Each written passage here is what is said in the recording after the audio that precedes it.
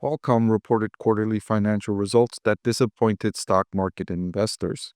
Of course, that's disappointing for me because I've had Qualcomm stock rated as a buy all year long, and it's been one of the underperforming stocks on my list of recommendations. It's down over 5% year to date in 2025.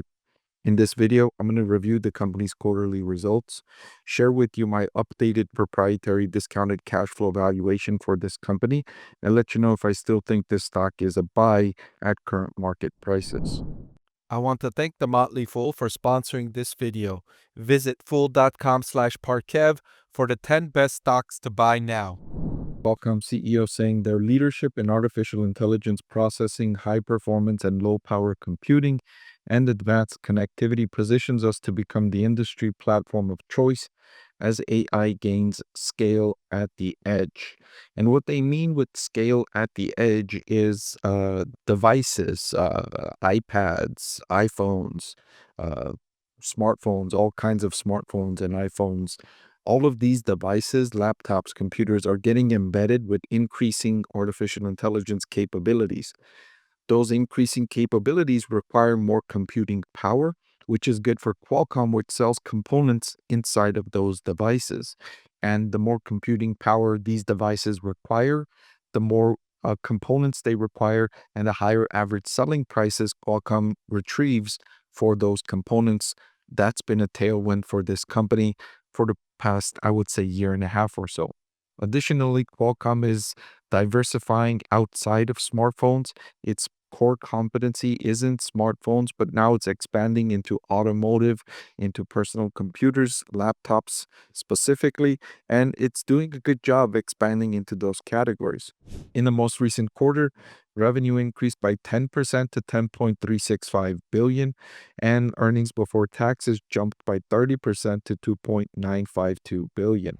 Looking ahead, management is forecasting continued growth at the midpoint of $10.7 billion of revenue in the upcoming quarter.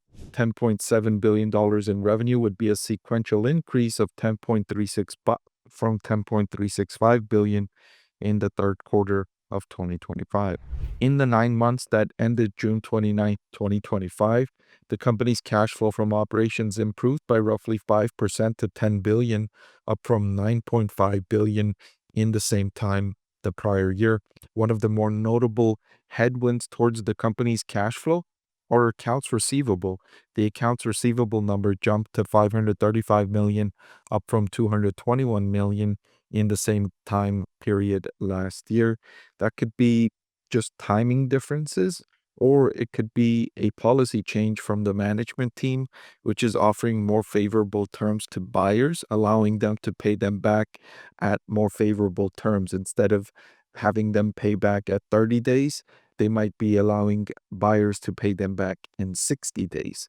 Now, it's not clear yet which of those two factors it is, but this is something that will only become apparent longer term as I'm following the company. I'll inform you if I see a longer term shift upward in the company's accounts receivable as a percentage of sales number. At less than 10%, it's not anything to be alarmed about. But if this number continues rising exponentially, then it's something to point out, because when this is happening, it indicates a lower quality of sales. Uh, if you're generating sales, anyone would be interested in buying a product if the sales terms are more attractive. An example I usually use with my university students is an example. I hold up an older iPhone and I ask my students, how many of you would be interested in purchasing this old iPhone for $2,000? And of course, nobody raises their hands because, of course, a $2,000 iPhone 10, it's unattractive to anyone, right? And then I say, okay, what if I change the terms? The price is still the same, but you only have to pay me back if you earn $1 million between now and the end of the year. And if you don't make $1 million, then you don't have to pay me back. So essentially, the phone becomes free unless you earn $1 million, and then you have to pay me the 1,000 or whatever the price was for the iPhone. And then I asked the class, how many of you would be interested in buying this iPhone with those new updated terms?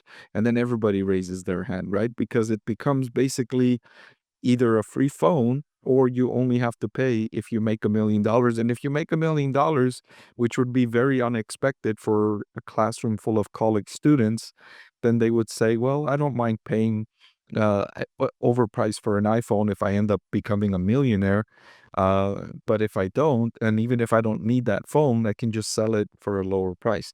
So that's the example I give when I'm talking about accounts receivable policies and sales policies for corporations that try to boost sales, uh, not by lowering prices, but instead by offering more favorable credit terms, which can be a risk that goes unnoticed in most cases unless you're paying attention.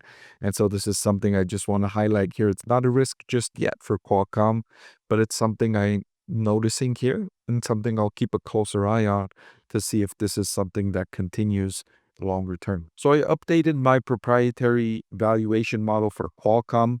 The intrinsic value per share I calculated is now $200, and the current market price is $146. So at the current market price, I see Qualcomm as being undervalued. And I've seen this stock, I've calculated this as being undervalued all year long, and that's why I've had a buy rating on Qualcomm all year long in 2025, but the stock has underperformed year to date.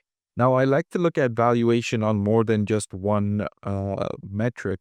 And another way I like to look at it is on a forward price to earnings basis.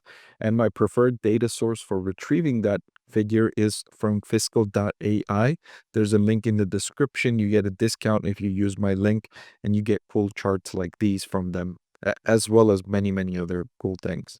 So the company's forward PE right now is at 12.2, which is near the lower end of where it's traded at, going all the way back to 2021.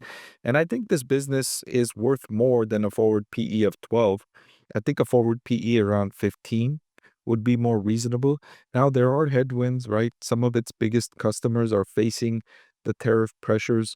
Smartphone unit sales are not increasing all that much, even though inside the smartphone industry, there is growth in that people are paying for more premium phones, but the number of phones being purchased is not increasing by all that much. It's a more mature industry. It is diversifying away from smartphones into automotive, Internet of Things, and into the computing industry, but those are still relatively small percentages of its overall business.